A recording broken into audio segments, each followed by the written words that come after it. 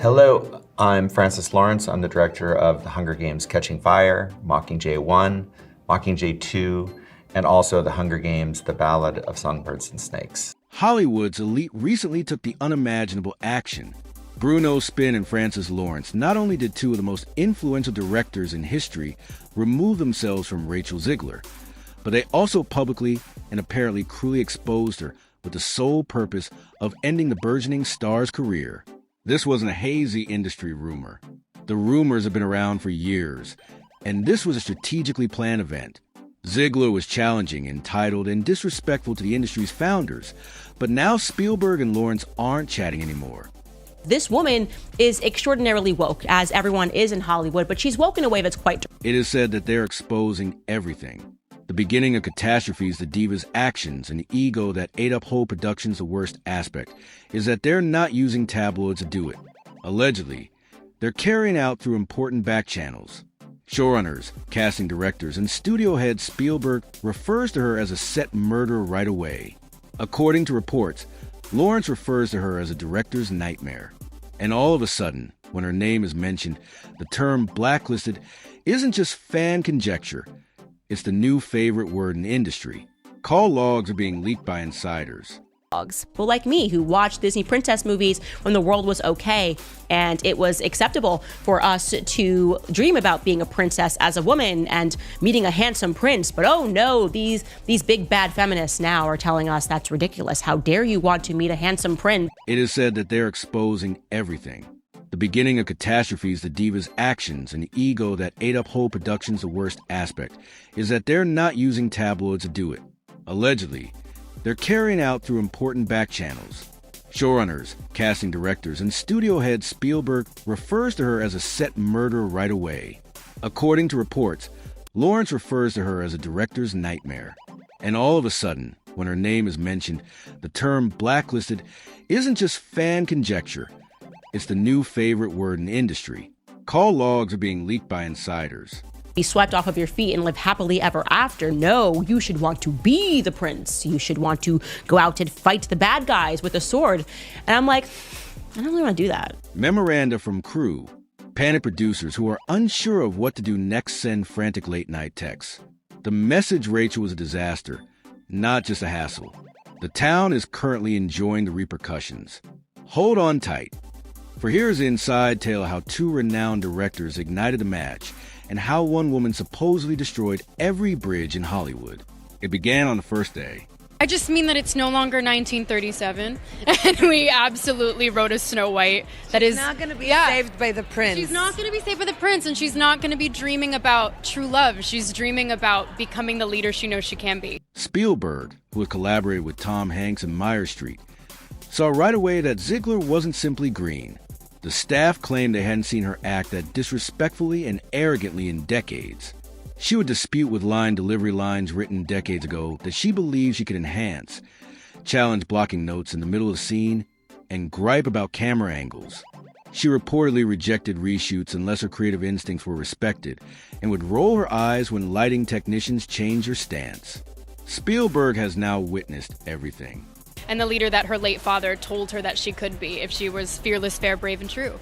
And so it's just a really incredible story for, I think, young people everywhere to see themselves in. Snow White is running for president. I'm launching my campaign. He has experience working with real divas. But what really infuriated him, according to sources, was her complete lack of humility. She was given Maria on a silver platter, a role many actors would have killed for. But rumors from the set claim that she pretended to be helping him by turning up, and Spielberg, he remained calm, took notes, and said nothing. But when the award season arrived and Ziegler's ego exploded, he lost it. According to insiders, Spielberg called studio executives twice and told them bluntly, never again. Have they ever thought about maybe like a little bit of vulnerability study, opposition research, that sort of thing before you go and hire some Zoomer who's a lunatic? Hardcore.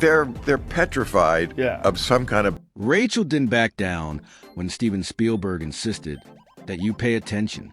She poked fun at outdated filmmakers who can't deal with a powerful woman in an alluring interview. The subtext was heard by everyone in the industry. That was all she was discussing about him. Rachel went too far at that point. and no up-and-coming actress should ever do that. She not only lost Spielberg, but she turned him against her. According to page 6, casting executives began designating her as a high-risk director shortly after the comment went public, and appointments were canceled. All because one man had finished being kind. Furthermore, if the person who gave us E.T. from Jurassic Park and Saving Private Ryan believes you are toxic, you are doomed. A press release was not issued. No scandalous headlines of stillness was deafening, yet there was no dramatic lawsuit. Hollywood cancels people in its own way, and it's rarely loud. Instead, insiders claim that Spielberg began doing what counts most in this town, quietly refusing to deal with her, and that everyone else followed suit. He didn't tweet or rant to TMZ. Phones abruptly stopped ringing. The project she worked on failed. Her team began rushing to offer her positions for which she would have previously been pursued for nothing. A YouTube gossip channel began assembling the pieces. Zegler was being iced out, not just taking a break. She attempted to change the narrative by declaring, "I have to be fearless and loud," but channel after channel began labeling it what it was, a blacklist bounding into comics. Fans weren't buying into the powerful, empowering tone that was intended. For all the wrong reasons, the quote went viral. She was hounded for self-victimization by TikTok remarks. People on Twitter referred to her as delusional. Executives in Hollywood simply rolled their eyes and their wallets. Because your reputation is what matters in this town, not your clapbacks. And if you've irritated Spielberg by adding drama to several sets, your reputation is doomed from the start. Zegler's supporters attempted to frame it as miscommunication, misogyny, and ageism. But the most evident fact cannot be concealed by any PR gimmick. You're out when every casting director ignores your agent. Don't be fooled by Spielberg's petty behavior. The town read the room like this. Rachel Zegler is a liability. The room was yelling. In 2023, Poland, the starting tone was nearly completely matched by the frigid, desolate background of the Songbird and Snake ballad. Francis Lawrence was aiming to revitalize the Hunger Games universe by returning to the franchise that made billions. However, what he received was a replay of the Spielberg catastrophe. Zegler appeared on set as the franchisee from the very first day. According to sources, she requested last-minute rewrites on scenes that had been locked for months and handled the crew like interns. She reportedly walked off the set because the camera position wasn't feminine enough, according to one rumor. Another insider disclosed that she wouldn't wear a classic Lucy Gay dress, since it didn't fit with contemporary femininity. And that's only the tip of the iceberg. Reddit production helpers refer to the vibe as toxic. One person even likened it to entering a bomb shelter each morning, without knowing who she might lash out at. She apparently changed several lines on the spot, requiring whole camera crews to rearrange their coverage. Zegler refused to approve anything without first consulting the creative team. Thus, retakes took a long time. What ought to have been a leisurely 10-hour day turned into marathons of 14 to 16 hours. Why? Rachel wanted to discuss whether a fictional song's lyrics were emotionally realistic. Indeed, some of the crew members who had worked on making fun of Jay and setting fire were dubbed those weeks of zone, a term that is now spoken among younger filmmakers like a horror tale. The performance itself was the worst portion that followed. Her Lucy Gay beer was ripped to pieces by EV magazine, which called it cheesy, conceited, and completely miscast. Fans rejected her right once, saying she had no soul behind her eyes, just smirks and false fragility, and critics agreed. However, Lawrence supposedly agreed with the real blow. Lionsgate boardroom leaks claim that the director informed executives bluntly, "I'll never babysit that attitude again." Consider that following one movie with Rachel, a franchise director, the same man who helped make Jennifer Lawrence a household name, was hired. It's more than just a negative review. When someone like Francis Lawrence says that, it's a death sentence for your future career, because it reverberates throughout the entire community. One phone call in late 2024 altered everything. Francis Lawrence had completed his post-production work at last, and he called rather than celebrate. Not to Lionsgate's public relations staff or the studio, but to someone who truly knew what he had been through Steven Spielberg, according to sources. It was only a brief exchange of frustrations.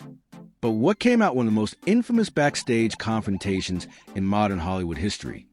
According to some, the call wasn't intended to leak, but it went viral after a grip with a speakerphone forwarded the entire exchange to a mediocre YouTube commentator. The same actress from Two Titans, One Nightmare. Spielberg allegedly said to Lawrence, she weaponizes her image but has no respect for craft. According to the leak, Lawrence responded, she acts like she's doing us a favor, like she's a franchise, not part of it. They weren't just commiserating. They were forming a pact they promised to warn others, friends, producers, agents, young directors, protect your crews from the Zit effect.